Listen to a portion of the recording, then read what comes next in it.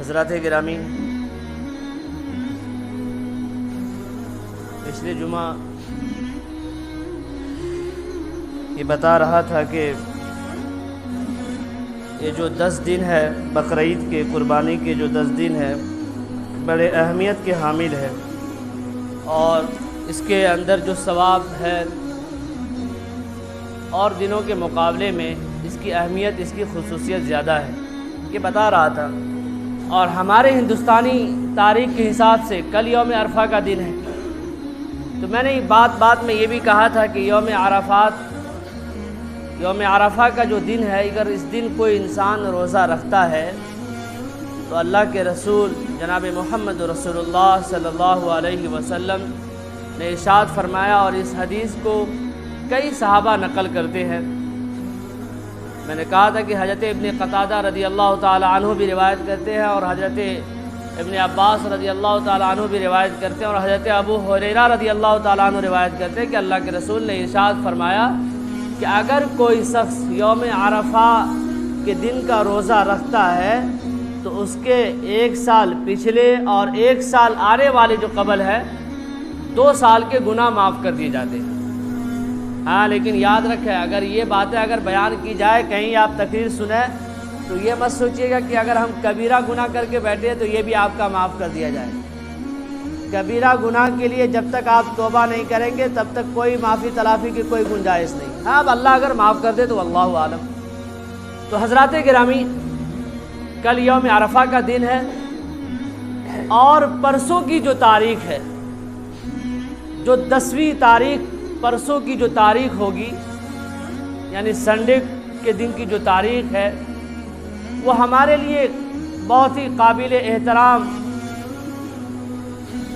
اور آنکھوں پر سجانے والی تاریخ ہے، کیونکہ یہ تاریخ حضرت ابراہیم علیہ السلام اور حضرت اسماعیل علیہ السلام کے بنسبت یاد کی جاتی ہے، اور اسی کے بنسبت اس تاریخ کو دہرایا جاتا ہے کہ حضرت ابراہیم علیہ السلام کو اللہ نے بڑے عمر گزر جانے کے بعد، ایک بڑھاپا کا عمر شروع ہو جانے کے بعد، ایک اولاد سے اللہ نوازتا ہے۔ اب اللہ اسی اولاد کے بارے میں امتحان لینا چاہتا ہے، اور ابراہیم کو حکم دیتا ہے کہ تم اسماعیل کو میرے راستے میں قربان کر جاؤ۔ اب یہ معاملہ چلتا رہتا ہے، پھر یہاں تک کہ حضرت ابراہیم علیہ السلام اپنے بیٹے کے پاس جاتے ہیں اور کہتے ہیں کہ یہ معاملہ ہے، یہ معاجرہ ہے، مجھے کیا کرنا چاہیے، تم کیا کہتے ہو؟ تو وہ لڑکے کی آواز آتی، جواب جو حضرت اسماعیل نے دیا، انہوں نے کہا قال یا ابت افعل ما تؤمر ستجدنی ان شاء اللہ من الصابرین، کہ اے میرے ابو جان، آپ کو جس چیز کا حکم ملا ہے آپ اس کو کر گزریے۔ ہاں، رہی میری بات، میری طرف سے جو باتیں ہوں گی انشاءاللہ آپ مجھ کو صبر کرنے والوں میں پائیں گے۔ قال یا ابت افعل ما تؤمر، پہلے اپنے ابو کو حکم دے رہے ہیں، اب یہ بات کہہ رہے ہیں، یہ مشورہ دے رہے ہیں کہ آپ اس کام کو کر گزر جائیے، اس کو کر دیجئے۔ اب رہی میری بات تو انشاءاللہ آپ مجھے صبر کرنے والوں میں پائیں گے۔ اب وہی اولاد اپنے باپ کو یہ بھی مشورہ دے رہا ہے کہ ابو جان، جب آپ مجھے لے کر جائیں تو جو چیز کی ضرورت پڑے گی، چاقو کی ضرورت پڑے گی، آپ مجھے قربان کریں گے تو آپ میرے جسم کو بھی باندھ دیں، میرے کپڑے کو بھی ٹائٹ سے باندھ دیں، تاکہ اس کپڑے پر زیادہ خون نہ پڑے، تاکہ اس کپڑے کو میری ماں دیکھے تو اس کو زیادہ رونا نہ آئے، اس کو زیادہ غم نہ ہو۔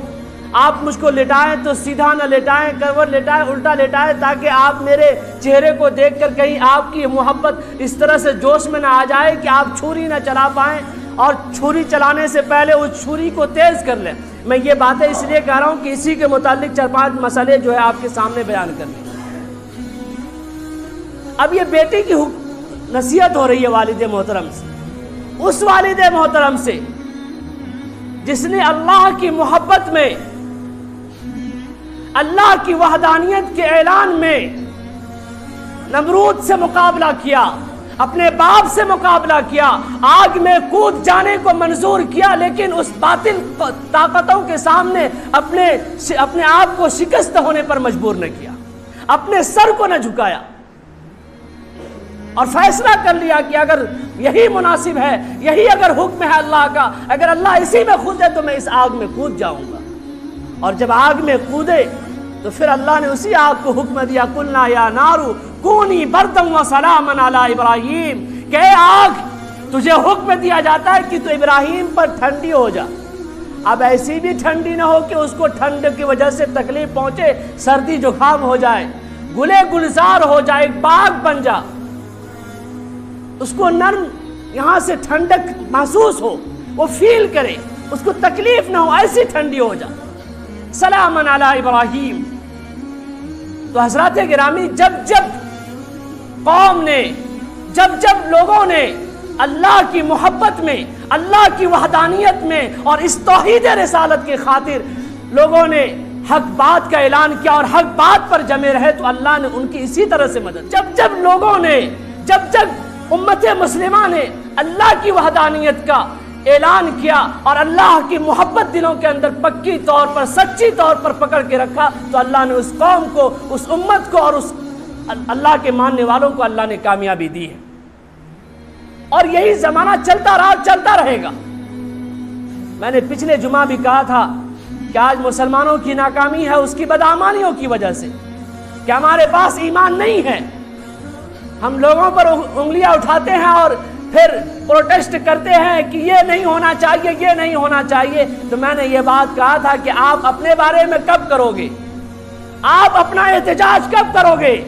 آپ اپنے لیے سڑکوں پر ریلی کب نکالو گے کہ ہم اگر 5 وقت کی نماز نہیں پڑھتے تو ہمارے لیے بھی ریلی نکلنی چاہیے، ہمارے لیے بھی احتجاج ہونا چاہیے؟ کیونکہ اللہ کے رسول نے ارشاد فرمایا، من ترک الصلاۃ متعمدا فقد کفر، کہ جس نے جان بوجھ کر نماز چھوڑ دیا تو وہ گویا کافر ہے۔ تو پھر آپ بتاؤ، آپ کافر ہو یا مسلمان ہو؟ اب بتاؤ، آپ کافر ہو یا مسلمان ہو؟ جان بوجھ کر نماز چھوڑ دیا۔ اگر کبھی آپ سوئے ہو، غفلت میں ہو، نیند نہیں کھلی، نماز نہیں پڑھ پائے، کوئی معاملہ نہیں، اگر لیکن اٹھو گے تو پہلے آپ کو نماز پڑھنی پڑے گی۔ یہ کبھی کبھی کا معاملہ ہوگا، ہمیشہ کے لیے نہیں کہ آپ پوری زندگی کا یہ سسٹم بنا لو گے کہ میں فجر کے وقت نہیں اٹھوں گا اور جب آنکھ کھولے گی پھر میں نماز پڑھوں گا۔ تو یہ تمہاری کاہلی ہے، یہ تمہاری سستی ہے، یہ تمہارا آلسی پن ہے، تم نے اپنا مزاج بنا رکھا۔ ہاں، لیکن اگر خدا نخواستہ کبھی تمہارے ساتھ یہ حادثہ ہو جائے تو پھر تم اس پر کوئی گناہ نہیں ہے۔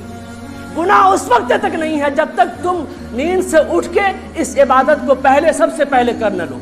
ہاں، اب اگر اس عبادت کے پہلے کوئی تم دوسرا کام کرتے ہو تو پھر تم گناہ کے لسٹ میں چلے جا رہے ہو۔ اب تمہارے اوپر جو گناہ، جو لکھنے والا جو فرشتہ ہے، وہ فرشتہ تمہارے نامہ اعمال میں گناہ لکھ رہا ہے، وہ نوٹس کر رہا ہے۔ تو حضرات گرامی، یہ جو قربانی کے جو ایام ہیں، یہ جو قربانی کی جو تاریخ آ رہی ہے، جو بنسبت حضرت ابراہیم علیہ السلام اور حضرت اسماعیل علیہ السلام کے نسبت اللہ نے ہم سب کو عطا کی، اور صدقے جناب محمد رسول اللہ صلی اللہ علیہ وسلم کی اس کا طریقہ اور اس کا سسٹم بتا دیا کہ اس طریقے سے تم کو قربانی کرنی ہے، اس طریقے سے اس کا گوشت کھانا۔ کیونکہ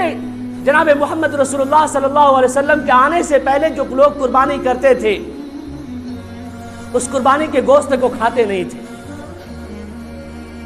کیونکہ کہا جاتا کہ جب قربانی تم نے اللہ کے لیے کیا تو تمہارے لیے یہ گوشت کھانا حرام ہے، جائز نہیں ہے۔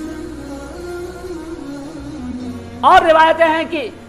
لوگ قربانی کرتے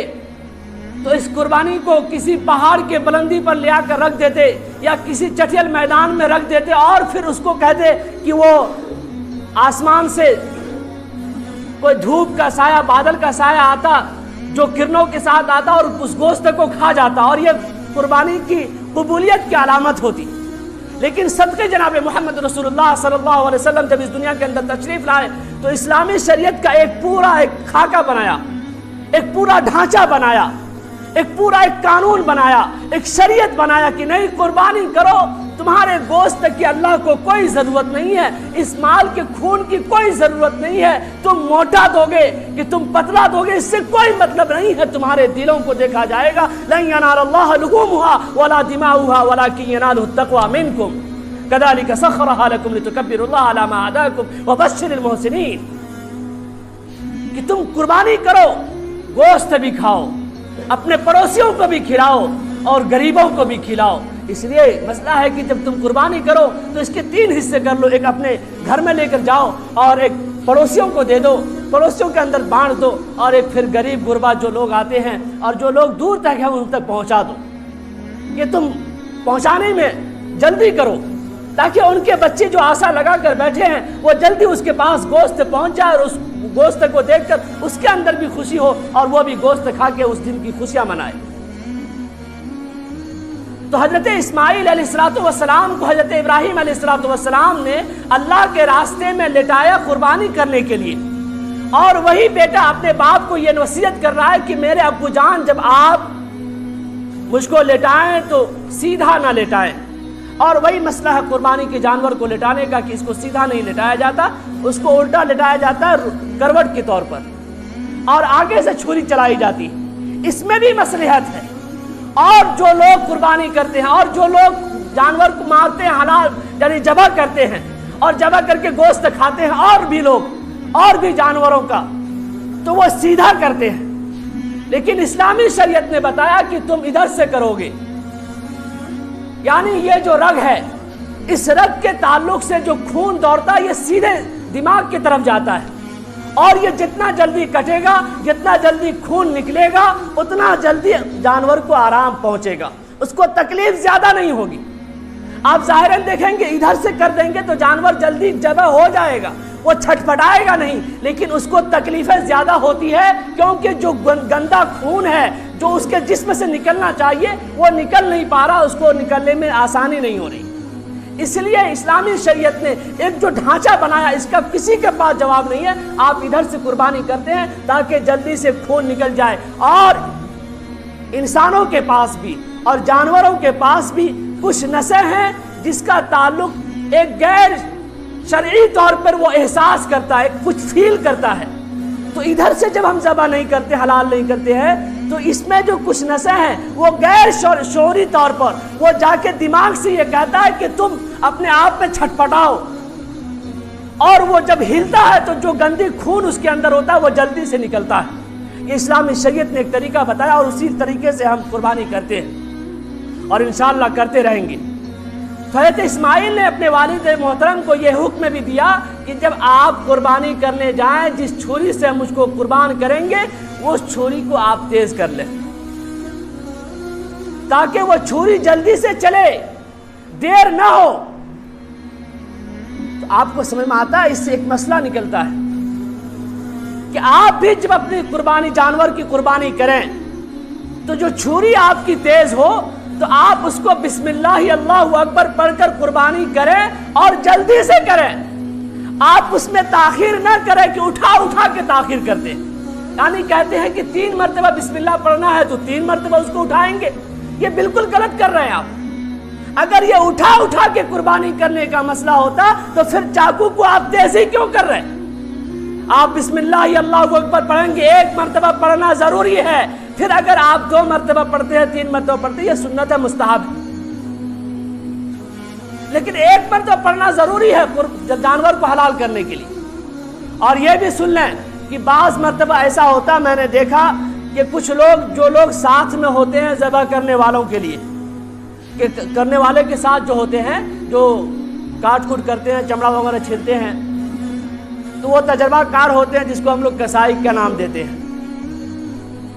वो क्या होता है कि जब कोई इमाम, जब कोई आलिम, जब कोई मौलाना, जब कोई मुंशी, जब कोई जानने वाला जब हलाल करता है, बगल में जो कसाई रहता है वो फौरन आके हाथ लगा देते हैं और वो बगैर बिस्मिल्लाह पढ़े हुए अब वो छुरी को चलाते हैं। ये इस तरह से करना भी ये हराम है और आपका गोश्त, आपकी कुर्बानी हलाल नहीं होगी। उस गोश्त को खाना आपके लिए हराम। समझ में आ रही है बात? अब बात समझ में आ रही है कि नहीं आ रही? पूछते पर्सन को समझ में आ रही है? मैंने कहा कि जो शख्स कुर्बानी करेगा, जानवर को हलाल करेगा, वो बिस्मिल्लाह अल्लाहु अकबर पढ़ा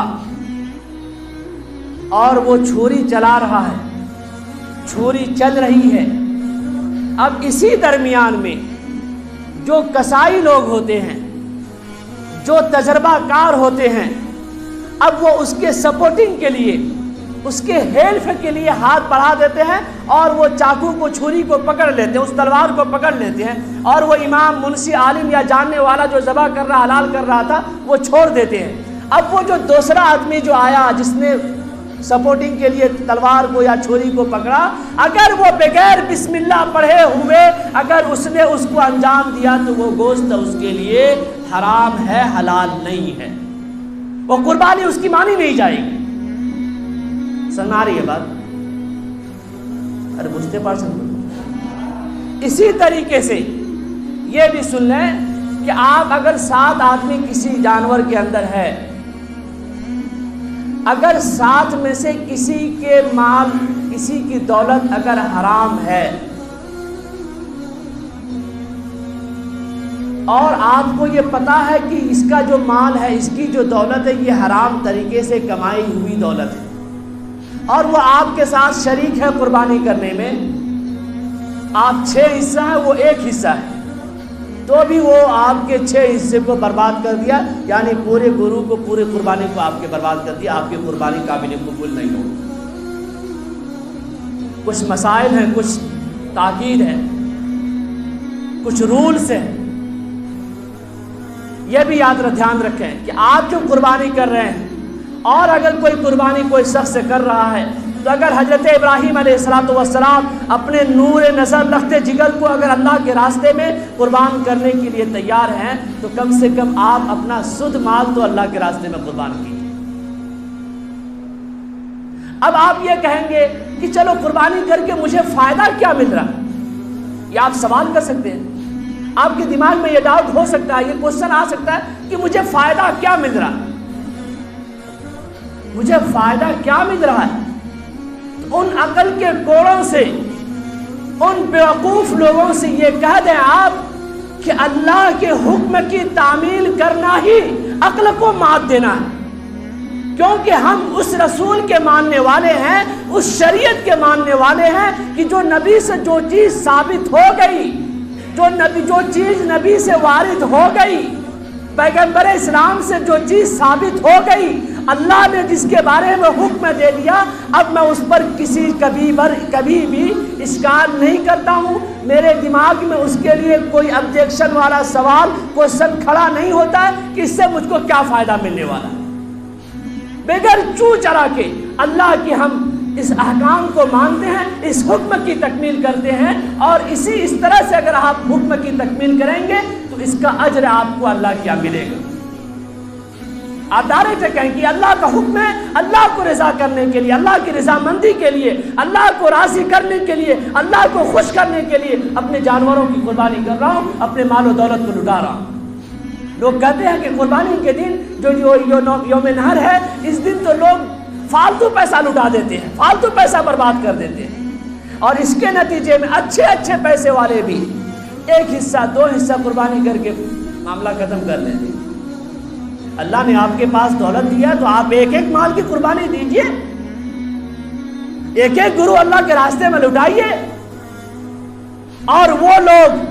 جو باطل طاقتیں یہ کہتے ہیں کہ اسلام جو ہے، مسلمان جو ہے، اس دن میں اتچاری کرتا ہے اور اس دن میں بے جا خون بہاتا ہے اور روپیوں کی ندی کو بہا دیتا ہے، پیسہ لٹا دیتا ہے، اس کا کوئی فائدہ نہیں ملنے والا۔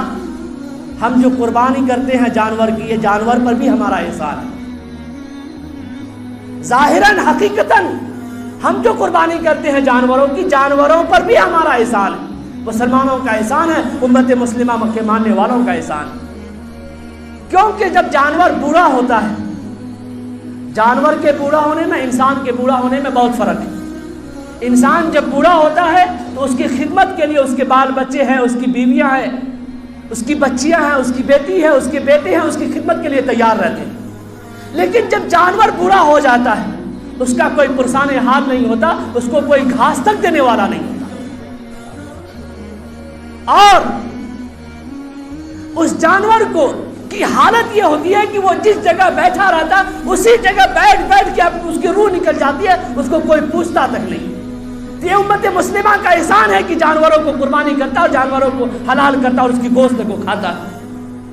تو اس تاریخ جو آنے والی تاریخ ہے سب لوگ یہ عزم کریں گے، ارادہ کریں کہ اب تک جو قربانی میں نام نہیں ہے، جو قربانی کے لیے مال نہ لیے ہوں، گورو اگر نہ لیے ہوں، انتظام نہ ہوا ہو تو کسی طرح سے انتظام کریں، ہمت کے ساتھ، جذبے کے ساتھ، شوق کے ساتھ، کہ اگر حضرت ابراہیم علیہ السلام اپنے بیٹے لخت جگر اسماعیل کو اگر اللہ کے راستے میں قربان کرنے کے لیے تیار ہے تو کیا میں اپنے مال و دولت کو قربان کرنے کے لیے تیار نہیں ہو سکتا؟ اگر یہ جذبہ کریں گے کہ نہیں، اللہ کا فرمان ہے لَن يَنَالَ اللَّهَ وَلَا دِمَاؤُهَا وَلَكِنْ يَنَالُ التَّقْوَىٰ مِنكُمْ، نہ اللہ کو آپ کی گوشت سے کوئی مطلب ہے، نہ اس کے آپ کے کوئی خون سے کوئی مطلب ہے، بلکہ اللہ کو تو مطلب ہے آپ کے دل سے، کہ آپ کے دلوں کے اندر اللہ کو رضا کرنے کے لیے، اللہ کے حکم کی تکمیل کرنے کے لیے تقویٰ کتنا ہے۔ اگر تقویٰ پورا ہوگا تو پھر اللہ آپ کو اس کا اجر دے گا، اور یہ جو حالات ہیں، یہ جو حالات خراب حالات ہیں، آپ کے تقویٰ کے ٹھیک ہونے سے یہ حالات بھی ٹھیک ہو جائیں گے۔